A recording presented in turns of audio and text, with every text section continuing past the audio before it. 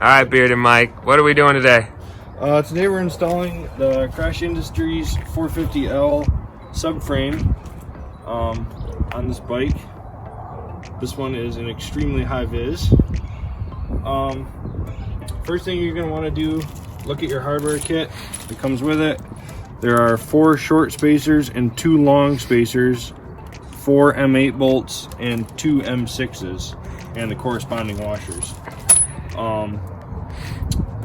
This bike here has already had some of the stock turn signals removed. Depending on your taillight configuration, you may want to remove the turn signals to make it easier.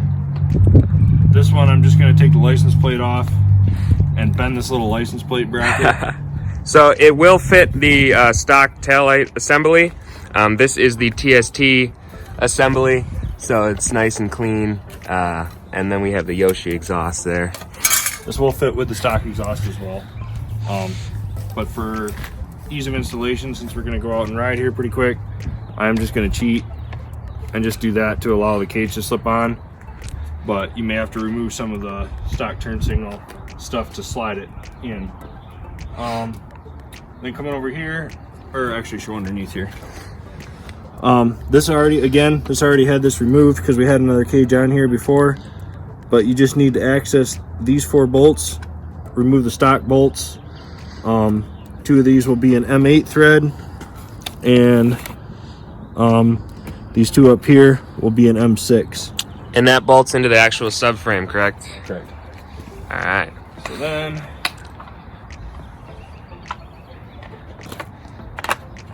let's see, 12 mil. So 1, 2. And I don't remember what size these are, but the stock bolts, you just have to remove them, get them out of the way. Same with this, these will be replaced. You leave the metal inserts in the plastic, but you can remove and discard these bolts.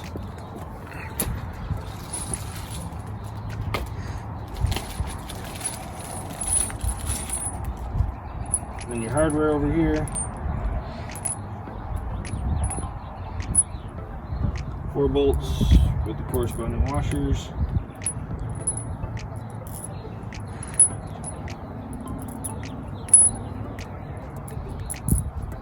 And then the 2 little ones.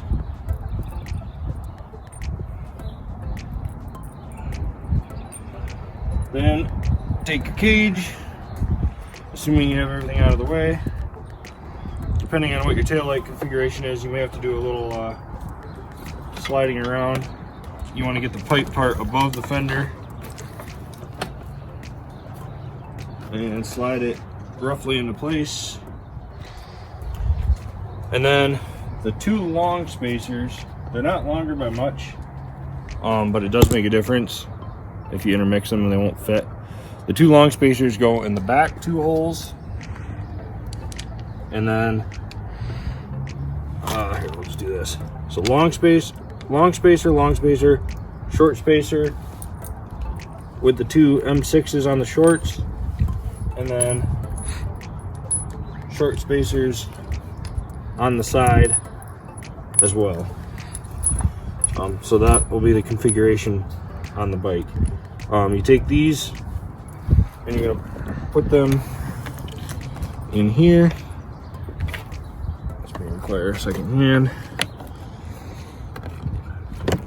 Slide the cage forward. It will be a tight fit. I build them in the jig exactly the size.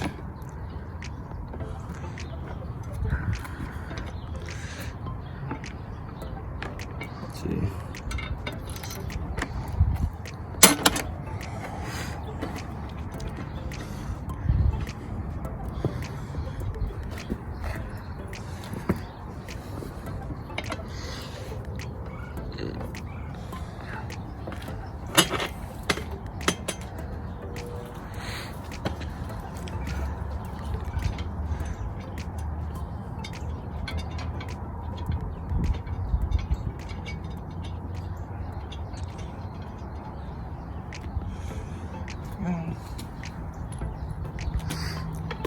here.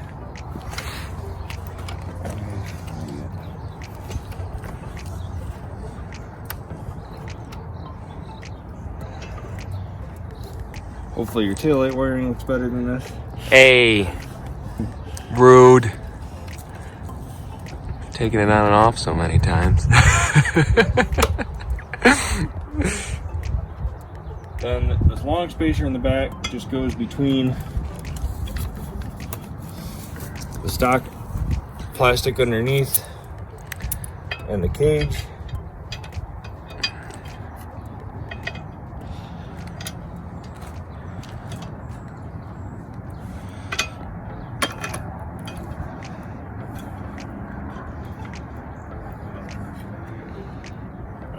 Again, your taillight wiring hopefully is not the deciding factor. There we go.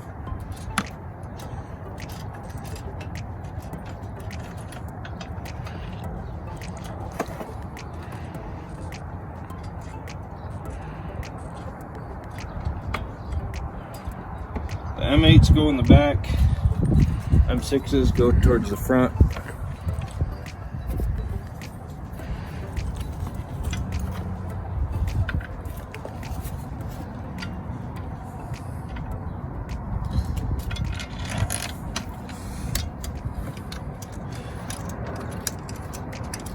And you want to put all these in first and then tighten it down. Otherwise it will not work.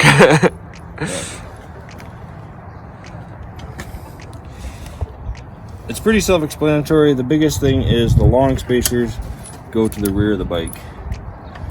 And then the 4 M8s, you can, obviously they're all the same length.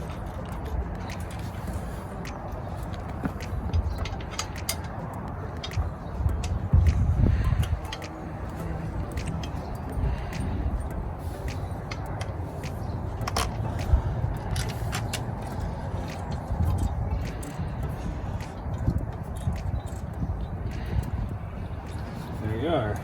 Then Torque spec. There is actually probably torque spec for these holes, but you kind of want this to become part of the bike, so not just hold the tail section on. gently tighten all 4 down. The bigger bolts. Don't crank anything really tight until everything's straight. Everything's been started. Let's see. It's going to be a 10mm socket for the little ones and a 13mm for the big ones. Whether you run these in with a ratchet, impact, it doesn't matter. Just don't go crazy and strip anything out. Which I will then hand tighten. I was using the impact for speeding things up. You just want them good and tight. Don't strip out the aluminum subframe, but you also don't want to leave these loose. So just basically the average mechanic's tightness when you don't want something to fall off. A little dab of Loctite if you plan on leaving it on for a long period of time wouldn't hurt either. Preferably blue Loctite, as it is going into aluminum. But again, sparingly, anything's probably fine. Snug these down back and forth.